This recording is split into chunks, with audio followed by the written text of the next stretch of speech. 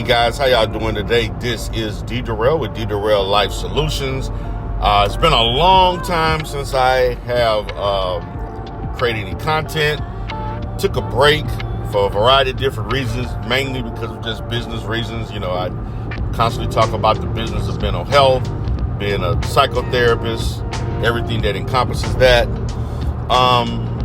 So I'm happy to take out some time today and trying to get back in the groove again of at least doing some level of content throughout the week and maybe a live stream or two if it's convenient for me to do so.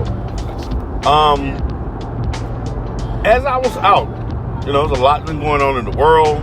Lots been going on as it relates to mental health. A lot has been going on relates to being in the business of mental health as well. And one of the questions, I think, very, very unique question, curious question that someone asked me, as it involved me as a person and navigating the fact that I hold a variety of different roles and people see me in a certain way, not just as a therapist, but as a business person, as a boss, as a father, as a husband, as a brother. And then lastly, they talked about therapists being friends.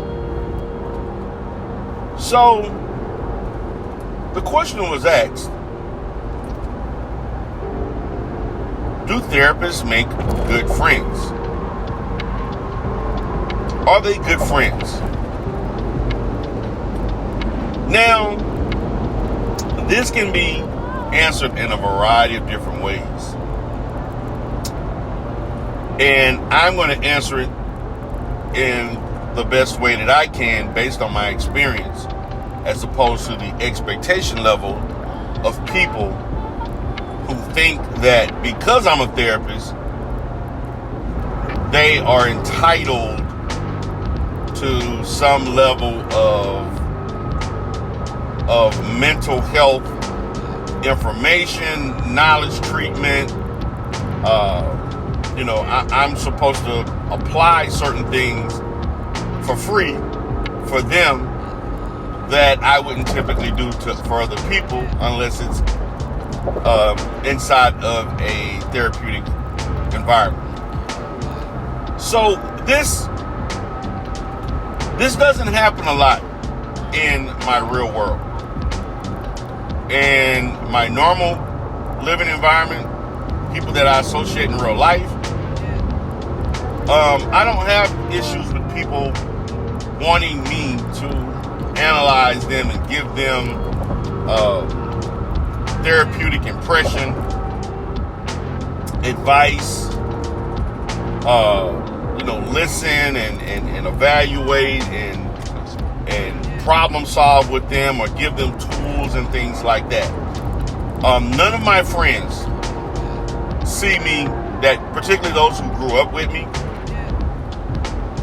none of those people see me as a therapist. They see me as D. Durrell first, and they don't even talk about the fact that I'm a therapist. So I really don't have that problem, because that really, the people see me not as a therapist. They see me as the person they known as their friend. When I meet people, I don't present myself as a therapist. I don't lead with that. So,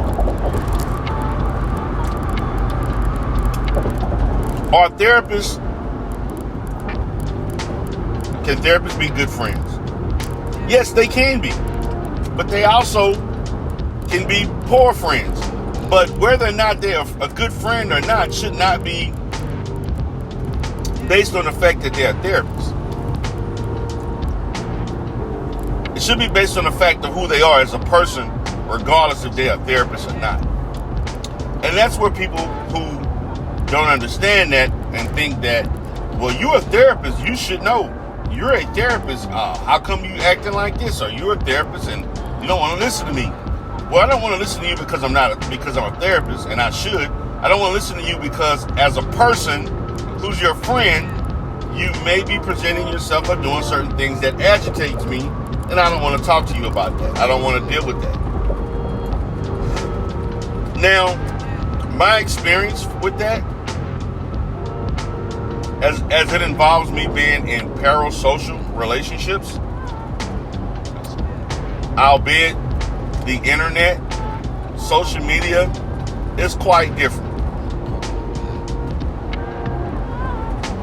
That the people who you don't really know that well, who actually know you based on an online persona, talking to you on offline, email, text message, phone calls, and etc., video calls, actually think that you're not being a good friend if you don't do certain things. And how can you be a therapist? There are countless times, and yes, they ask that question, well, how can you be a therapist if you don't want to listen to me? How can you be a therapist if you're talking this way?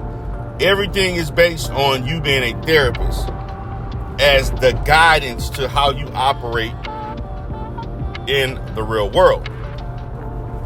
Not knowing that, ethically speaking, I'm putting the emphasis on ethically speaking, I'm well in my right to not have to apply any therapeutic activities, services, or even information to people that I am friends with or associate with. There's limits to that, particularly when it comes to providing quote-unquote services. Ethically speaking, if I am your friend and that's the way you know me, you only know me through those means and no other role, because dual relationships are frowned upon ethically, I don't have to do anything but be your friend. Therapeutically speaking, I don't have to do anything at all. And unfortunately, in regular social relationships, that is not a problem for me. Parasocial relationships, online, that's a problem. And as I have indulged in social media, particularly YouTube, which is my favorite platform, I have battled with people as it relates to unprofessionalism and friendships and the way you're supposed to interact. And being judgmental or saying that I'm being judgmental. And they lack the understanding of what it means for me or any person that is a licensed therapist. And so I'm at this point now is that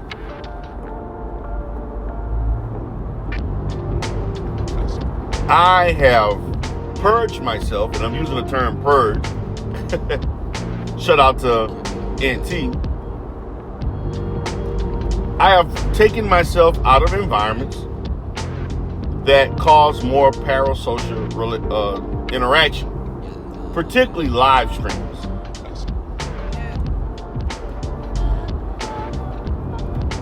Because that's where a lot of those misconceptions brew from. They stem from you going live or being live with people, random people you don't know who they look like, don't know what they're just a person over an avatar, or people that you know that cammed up and you know them to be who they are.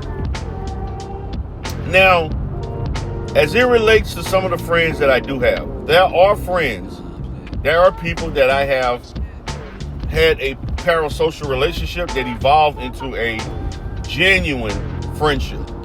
Real, genuine friendship. And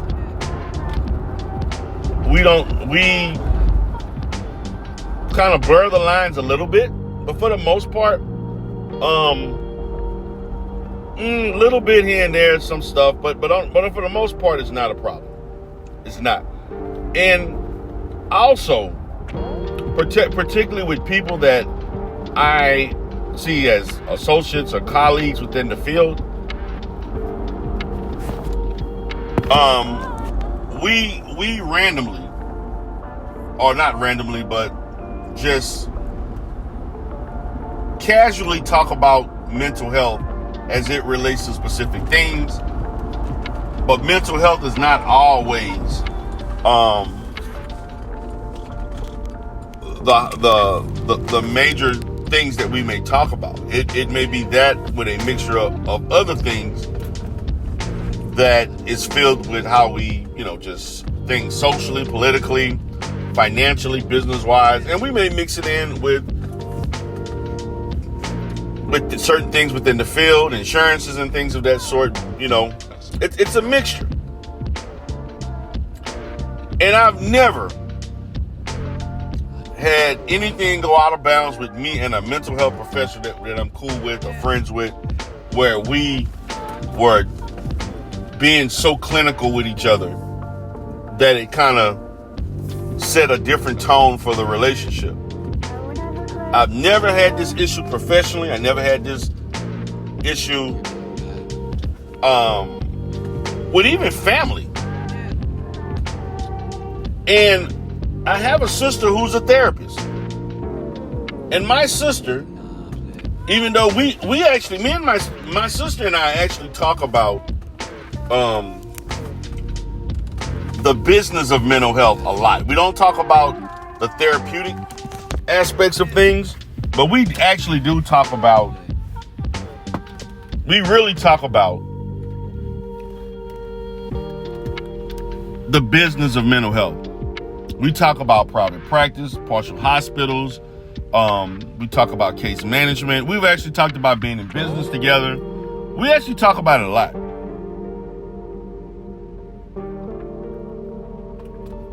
We talk about it a great deal.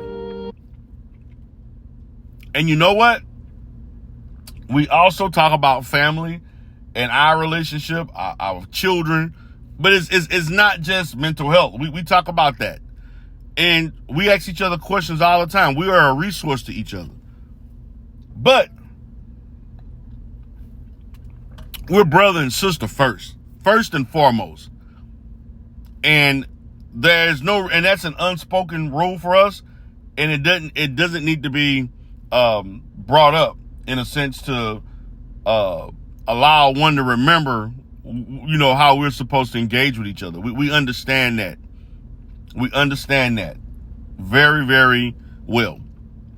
So, guys, with that being said, guys, I appreciate you all for being here. I think that therapists can be good friends. They can be bad friends, too. They're people. That they're good or bad as a friend, not because they're therapists, because of just who they are as a person, regardless of that. So, y'all have a great day. Peace.